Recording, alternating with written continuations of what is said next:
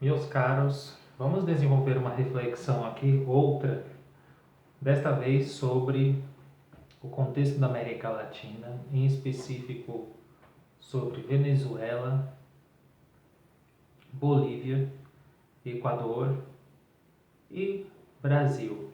Que de maneira esses países estão interconectados e como que a política e o desenvolvimento, o desenrolar delas favorece um lado da história. E quais são os elementos que vão favorecer e que nos servem como elementos para compreender o processo de transformação e mudanças radicais que andam acontecendo aqui em nossas terras e dos nossos hermanos. Então eu vou começar pela Venezuela. A Venezuela logo mais vai ter eleições e lá existe um presidente autoproclamado que é o Juan Guaidó, que vocês sabem. O Juan Guaidó ele se autoproclamou tendo o objetivo de fazer uma oposição cada vez mais forte para o Nicolás Maduro e ele tem ali um certo apoio dos Estados Unidos em relação a isso. Recentemente, o secretário Michael Pompeo desembarcou aqui nas nossas terras tupiniquins e andou sondando ali alguns membros do legislativo e até o executivo no sentido de soltar uma fagulha para, como é que eu posso dizer, quem sabe ajudar num processo de intervenção ali na Venezuela. Esse é o primeiro princípio. O Juan Guaidó, ele já declarou que ele tem um pequeno grupo, mas parece que não vai participar das eleições, cujo objetivo é, caso, por exemplo, Maduro ganhe, eles se posicionarem dizendo que houve uma fraude porque eles não participaram. Essa é uma tática velha que já faz tempo que acontece. Tá? E no outro caso, nós temos aqui, eu estou colando a minha cadernetinha, nós temos na Bolívia. A Bolívia, vocês sabem que o Evo Morales não teve outra saída a não ser pedir a renúncia e cair fora lá para o México e depois para a Argentina. E muitos membros do seu partido, o MAS, foram embora também. E a assunção da nova presidência que se deu lá foi de uma presidenta, Ioni Sanches, se eu não me engano o nome dela, e ela é uma fundamentalista radical religiosa. Por outro lado, nós também temos o Camacho, também que fez forte oposição ao Evo Morales e todos aqueles povos ali dos apoiadores do Evo Morales que tiveram que recuar. Evo Morales foi proibido de concorrer às eleições no Senado boliviano, uma tática muito semelhante aqui de alguns certos presidentes à esquerda que aconteceram. E essa presidenta, a Ioni, ela também vai fazer uma grande aliança com o intuito de combater o aliado que é do partido MAS, do Evo Morales, que está na frente nas eleições, lá nas pesquisas, e que se ele ganhar, será que ele vai assumir? Porém, essa costura que está tendo da direita favorece esse grande oposicionista que se surgiu, que é o Camacho. O sujeito aqui, que é o nome dele, Bom, não lembro o nome do sujeito aqui que está fazendo a oposição ao Morales, mas vai favorecer o Camacho. Isso aqui nós temos que ter em mente. Por outro lado, nós temos um político que já governou, agora vamos falar do Equador, que já governou o Equador, que é o Rafael Correia, e recentemente Rafael Correia foi acusado e condenado por corrupção e vai ficar 8 anos sem concorrer a cargo nenhum.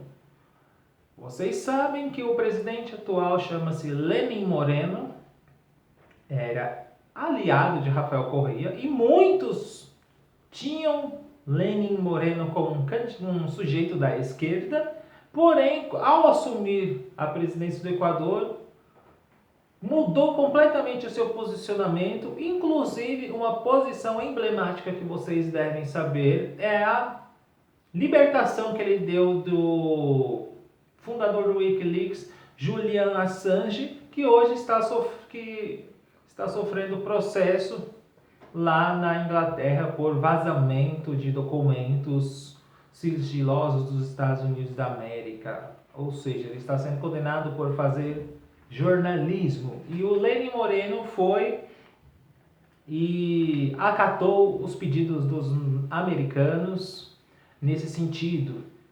E o seu ex-aliado anteriormente, Rafael Correa, segurou as pontas durante muito tempo,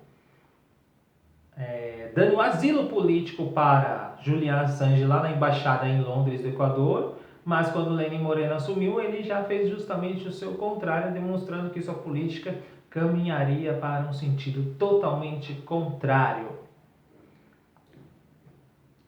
Analisando esses três casos, nós temos aqui algo muito semelhante neles, inclusive com o Brasil, que é um judiciário completamente posicionado politicamente, que é a chamada judicialização a politização do judiciário, e eles vão atuar de maneira sistemática para um lado da moeda. Por outro lado, nós temos um outro fenômeno também que é preciso analisar e verificar, que é a ascensão desse neoconservadorismo religioso. Na Bolívia isso está muito forte. Lembram-se das cenas quando Evo Morales foi embora e a presidenta Sánchez assumiu e o Camacho invadiu o parlamento junto com seus membros, carregaram a Bíblia na mão e fazendo lá todos os seus gestos com profunda simbologia. Isso significava ali uma nova ascensão e uma nova maneira de ver o mundo para o povo boliviano e para uma certa parcela da população. Não muito semelhante, no Brasil nós temos a mesma coisa. Nós temos o Jair Bolsonaro, que assumiu o governo sobre essa tutela dessa teologia da prosperidade, ancorada em muitos líderes religiosos, do qual o apoiam massivamente, e tem esse posicionamento conservador muito forte em relação à questão moral e não em relação ao campo econômico, que é totalmente liberal, tá? Então é isso que está acontecendo nesse momento na América Latina. Percebam como os pontos se interconectam. Todos esses países que eu citei citaram golpes, até a Venezuela já sofreu também, apesar que Nicolás Maduro está lá até hoje. E o Brasil, lembre-se que em 2016 o que aconteceu com a Dilma Rousseff, e acabou saindo, e assumiu Michel Temer com aquele documento Uma Ponte para o Futuro, que foi o início ali de toda uma guinada radical ao neoliberalismo e que deu a ascensão ao Jair Bolsonaro e o seu posto Ipiranga Paulo Guedes, que é o ultraliberal, cujo objetivo é privatizar tudo, que é isso que ele justamente fala. Percebam que toda essa orientação, seja no sentido econômico, político e moral, são semelhantes. Percebam que a perseguição que estes têm em relação aos candidatos da esquerda são iguais. Percebam que a ascensão que eles estão tendo nesse momento também é por conta de uma parcela da população cansada de políticas em certa medida populistas, e também tem o surf na onda dessa galera da direita que conseguiu pegar o fluxo da história, o movimento, e começaram a colocar alternativas dentro desse contexto. É exatamente dessa maneira como está aberta as veias da América Latina, que é uma região complicada por fruto de inúmeros golpes, intervenções, uma região muito instável. Esse é o nosso contexto aqui que está nos esperando e isso vai influenciar de maneira direta o nosso país, dependendo de quem for eleito nesses países, tá? Fiquemos atentos, vamos nos formar, vamos nos politizar, estudar, conhecer o processo político, social, cultural desses países para não sermos boi, para não sermos manada de líderes populistas que querem apenas o seu voto. Tá certo?